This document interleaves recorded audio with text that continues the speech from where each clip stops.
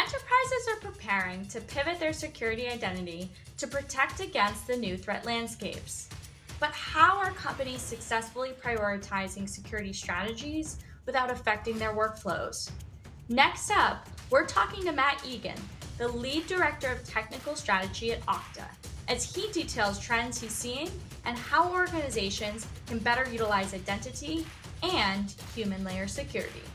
Here's Creating a New Identity for Modern Security: Why Organizations Should Prioritize Securing the Human, with host Austin Zide, product manager at Tessian. Thank you, Stacia, and hi, everyone. Thank you for joining us. My name is Austin Zide. I'm Tessian's product manager responsible for overseeing our platform and integrations. And I have the pleasure of being joined by Okta's very own Matt Egan, Director of Technical Strategy. Hey, Matt. Hey, how's it going, Austin? Wonderful, wonderful. Great to be here. So, I thought a great place to start would be you just telling us a little bit about yourself and what it is that you do at Okta. Yeah, awesome. So, hi everybody. I'm Matt Egan. My role at Okta, I get to work on. I get to work with a lot of technical integrations. It's fun. So my role is focused on finding, building, and enabling technical integrations with strategic ISVs like Tessian that make differentiated outcomes for our customers possible. Cool. And I heard a rumor, you may or may not be able to confirm this, but I hear when you're not doing that, you're a bit of a Twitter vigilante, calling out brands with poor password policies. Can you share any truth to that? Yeah. That's I am guilty of doing that. It's one of my favorite things to do when I'm going through a poor password change or a poor password establishment process. Is to take a screenshot of that and to attempt to publicly shame the brand and point them to, you know, good documents like NIST 863-3, which provides sane password guidance. Hey, not all heroes wear capes. So we can get going here. In this session, we're going to focus on the role of identity in modern security programs. So I thought a great place to start would just to really discuss some trends you're seeing in human layer security that you're excited for. Man, trends I'm seeing in human layer security. Yeah. Well, look, I'm excited about anything that's human layer security because I had quite a bit of experience with attempting to implement security that wasn't human layer. So my background before I joined Okta, my background was 20 years as a practitioner in IT, starting in the help desk and moving up through. My last official role on the operations side was as an enterprise architect, chartered with implementing a security practice for the company I was working for. They had a nascent security practice, and through a series of unfortunate events, we decided that we needed a not nascent security practice. And going through that, we had a lot of security tools that we had deployed haphazardly. Hey, we had firewalls, we had IPS, we had logging, we had antivirus, and all of those things. We were filtering mail. We were doing all of the stuff that you would expect to do, and we were still suffering when it came to the outcomes, the security outcomes. We weren't hitting the bar. So the trends that I'm seeing now, I think I might have been a little early 5 years ago, looking at that and saying, hey, we need to really focus on who the users are, and ensuring that we've got veracity in that. We need to make this more usable. So the trends that I'm seeing now are catching up. It's a lot of additional focus on identity, right? Beyond trust, or beyond core models come in and have really started to resonate, and that's definitely picking up. So we're seeing heightened focus on protecting users, not trying to protect networks, not trying to protect IP addresses, not trying to protect machines. Let's focus on the user. Nice. Yeah, I have seen some really cool stuff coming out of Google's Beyond Corp. Really, when we heard about zero trust, it was kind of all theoretical before, and Beyond Corp is one of the few organizations that's really giving a path to implementing it. So I think it's a really exciting development. Another area within these trends within human layer security, I hear a lot from It's sort of funny. I hear a lot about it, but you don't see it. It's sort of like 5G. You see it everywhere you go, but what's the actual use for it? Who's actually using it is automation. Security automation is sort of filling that exact void for me. What have you seen in security automation or even paths to implementing it? Yeah, automation has become huge. Well, okay, so let's take a step back. I wish that automation was huger than it currently is, and I realize that huger isn't a word. Um, some of the integrations that I've owned for the longest time were all security analytic integrations, centralized logging integrations, and something that became painfully clear in the interactions I was having with customers that were using those integrations, with the same vendors, and it's all the common players that you're expecting. If you can think of a big SIEM or security analytic platform, we were working with them, and users are recalcitrant to just like automate actions. It's a scary thing for them. So what we are definitely seeing though is this progression towards streamlining the invocation of something that's automated. So it's no longer a swivel chair integration. I think what's going to happen, over time, is customers are going to increasingly become comfortable with that. Hey, the suggestion from the machine was right every time, and I was in the flow, and I get to be a part of the decision. But I keep just saying yes, so I'm going to let it just say yes now, right? So I think that automation and this progression of automation and streamlining is ultimately going to be the path that gives us more automation. I would like to get to a point where customers can be comfortable with the guidance that the machines that we and the programs and the suggestions that we are building mutually together are suggesting or proposing. I like that. Yeah, and automation's so needed with the constant shortage of security talent. Automating anything we can is so huge. I remember back to kind of the early UEBAs where organizations were just trying to throw all of their data at it and make something usable. But as I've seen it progress, it seems to be moving in the direction that less is more, focusing on the right threat signals and kind of narrowing it down to the exact use cases rather than kind of a one size fits all approach. And so I really like that, and seeing how Okta is just such an incredible threat signal for understanding really where your users are, what they're doing, what tools they're using. It's one of the threat signals I see as those few that are really incredible. Yeah, you think it's the crown jewels, of the internet. You you could look back to any pen testers, when they, or a vulnerability, it seems like, there's kind of the crown jewels of old, which was Active Directory. Hey, we got domain admin, and that's kind of the gauntlet that everybody wants to run. Well, what's the equivalent of that? What's your central authentication framework in that forward organization, and it's your identity provider. It's Okta, and so the data that we see and the decisions that Okta or your IDP, hey, I'm here representing Okta, but at the end of the day, I'm an identity nerd. So if you have an identity provider, that becomes the crown jewels, the data that's coming out of there, the fidelity of signal. Austin, you talk about the UEBAs. I remember looking at this. Let's just throw a whole bunch of data, into this thing and hope that something makes sense. Somebody can find some signal through the noise. And I mean, the honest, we know garbage in, garbage out.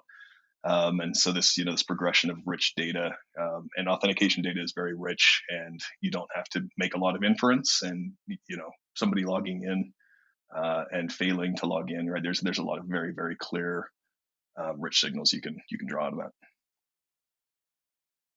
Totally agreed. Yeah, throughout this human layer security summit, we've probably said the word human layer security 10,000 times, but understanding what that is, it really is every solution that sits interfacing with the user. And I think there is like no greater example than your identity provider as something that's your user's direct interface into your organization. So I just think having this conversation is like totally spot on. So I guess in the frame of Okta and just thinking about really where security is going, having you here, it would be amiss to not talk about what you're excited for on Okta's horizon, things that are coming, or even things that maybe Okta is interested in solving in the future. Yeah, the progression is ultimately going to be, how do we how do we share richer, higher fidelity signals across platforms? Um, and who's in the best place to go and amplify those signals, and then it's my strong belief that the identity providers are going to be a key leverage point in that. And sorry, let me kind of explain signals here really quick. A little inside jargon. I talk about this in my internal meetings and conversations. I'm having too much. It's one thing to, when we focus on the human, there's hey, they're authenticating. Maybe they used a physical key to do their authentication, or maybe they used their smartphone. What it happens to be, right? We talk about the authentication, and then there's, how do I take all of this additional context and all of these other signals that are, one layer adjacent to the identity? What device are they signing in from? What network is it? What's the state of that device? Does it matter in the context of this access decision that I'm making? Are they logging into a sensitive system where there's data that we might be concerned about DLP? Well, if that's the case, I may want to know that they have their disk encrypted. Are they just logging into, to read something that's insensitive? Well, go ahead, log in with BOIOD, but I definitely want to make sure that it's you. So please sign in with one of your physical tokens, right? We don't need to have, we need to be able to, kind of make rational decisions. And the best way to make rational decisions is to have lots of information. The more information you have to make a decision, the more rational decision it can be. And so I think the identity providers have an opportune, or sit at an opportune time to consume signals from various sources, like Tessian. What's Matt been up to? How's he been? Is he behaving appropriately? Is he behaving like Matt? What does the UEBA think? Taking all of those signals, taking signals from an XDR. What's up with the device that Matt's logging into? Is it like part of a botnet right now? Is it doing other things that are bad? Right, that could be a problem. What's happening on this network that Matt happens to be coming from? Is this the normal time of day for Matt to be doing work? Hey, we just had this other SaaS provider say that Matt just signed in over there from an IP address that we haven't seen before. Right? If the identity provider gets to the point where it can converge, sorry, I'm hand talking a lot now. If the identity provider gets to the point where it can converge, all of those signals and amplify the value of those, share them across the platforms. Hey, Tessian just let us know that Matt's credentials were phished. We should probably relay that signal to every downstream SP so that they can close any session that Matt had open. So that when I do finally go and recover my credential, we're not worried about all of the existing sessions that were opened with my old credentials. I think that's exactly so exciting where it's going, because what you really brought up there was understanding how identity is becoming so much more prominent within human layer security, but also how it can drive that automation, ultimately help make better decisions. And really the ultimate outcome of security is to secure the user, but get out of the way. Let people do their job. That's really what we're here for. So I think that's really excellent. And so as we've discussed, really the future of human layer security, the future of Okta, let's rewind all the way back to right now. Like, we're in the present. So when I talk to a lot of CISOs, they bring up this sort of disparity, this gap between the hype, the latest and greatest technologies, and then what they're actually using, consuming, implementing, and just addressing and understanding that there is this gap in security where people are. Like, how do we go forward from that? Like, knowing that what people talk about isn't what's the reality in these largest integration or largest enterprises, just because there's so much legacy technology built on top of it. I'm interested in understanding, like, from your perspective, where organizations are getting it wrong. Like, where are the gaps that they can improve here? I think some of the biggest mistakes that people are prone to make is trying to swing for the fence. Even when they know it, I'll hear people say like, there's no one size fits all, or there's no silver bullet, or all these things. I'll hear people say that, and then watch them look for a silver bullet, or watch them buy a silver bullet, and it doesn't work, right? So I think there's pragmatism. People need to be pragmatic.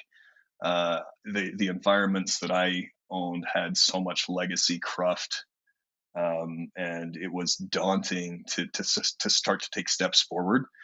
but it was just this incremental, moving forward, incremental improvement. A series of 1% gains can add up over time. And one of the biggest focuses too, I think, Austin, you touched on it, and this was something that got covered. I spoke at another event this week, and so I'm kind of stealing a phrase here, but it was good.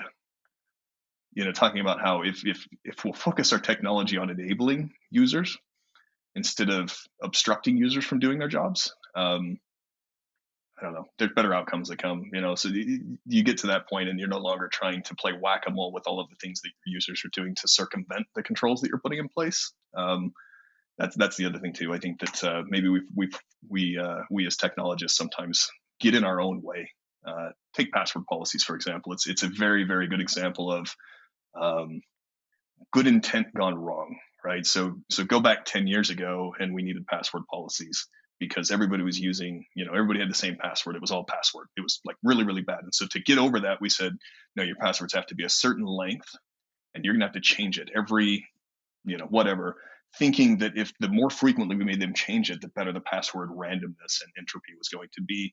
The exact opposite is what took place. And as we've seen this, as you go and look at password breaches, it's difficult to prove until you started seeing wide scale password breaches, but we're looking at these password breaches, and you get to see the passwords that people are using, and there is no entropy because everybody just does spring 2022. I'm sorry, Austin, I didn't mean to say your password out loud, but that's what we do when we have to change our passwords all the time. It's irrational, so we reduce entropy. Anyway, so the point there, where do people get it wrong? I don't think they always consider the impact to the user and the downstream consequences. So thinking 2 or 3 steps ahead. I like that. I think that is sort of a loss when you think of kind of building your perfect security castle. It's all great when it's like theoretical with the chessboard, but in the real world, you have to think about the outcomes. You have to really understand your kind of lowest common denominator, weakest link in the chain, and work from there. I like that. So, right, always getting in the way. So, as we sort of start to wrap up, I want to talk, kind of close on identity. And so, sort of on the same thread of where they're getting it wrong, kind of the inverse of that is how can security teams best utilize identity within their organization?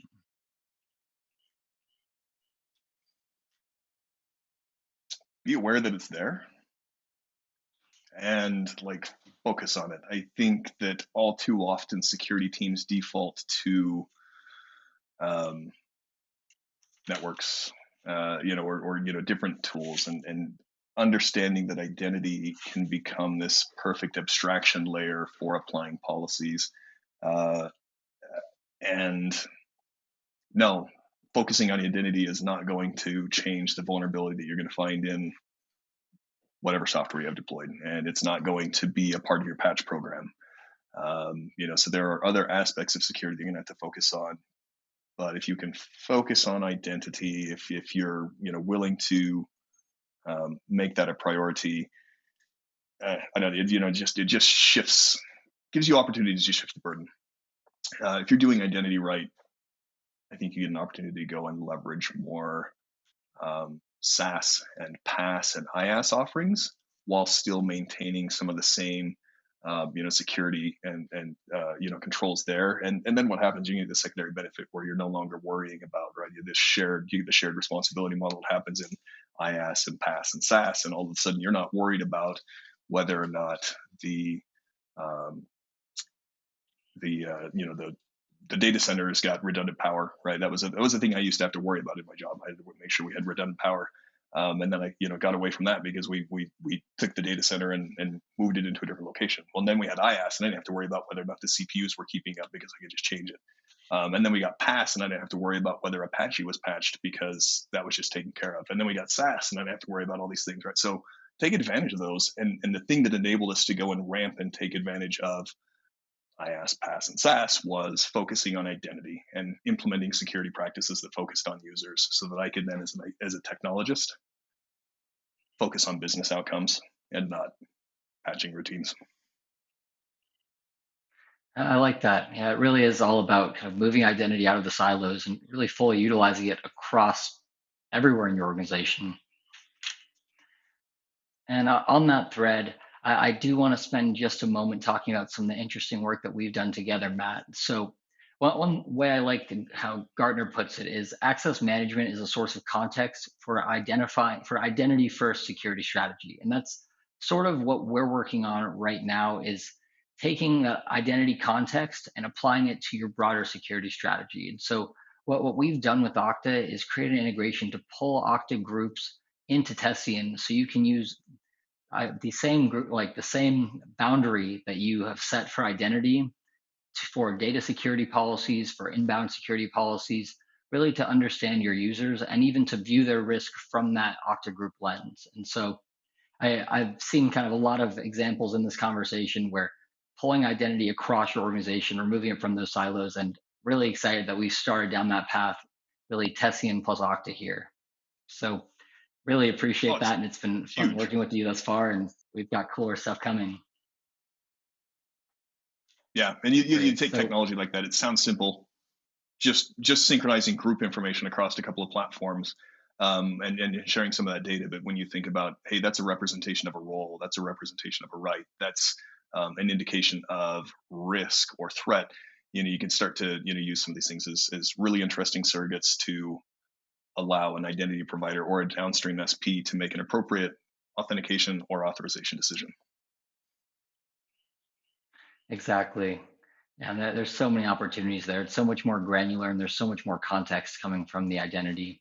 So as we wrap up, some of the key takeaways that I took from you in this conversation, I'm always learning when we talk, is that really like where identity is going is having like a key role in sharing like the richest, highest fidelity signals for ultimately driving those outcomes you're looking for that understand the user. Also, there's no silver bullet in your security strategy. It's got to be incremental. It's got to just work over time, and you have to have a pragmatic approach. And then the last thing that I think all of us can really maintain every day is focus on enabling the user. That's what success looks like in security. So again, Matt, really appreciate your time today. Thank you everyone for joining us. Now back to you, Stacia.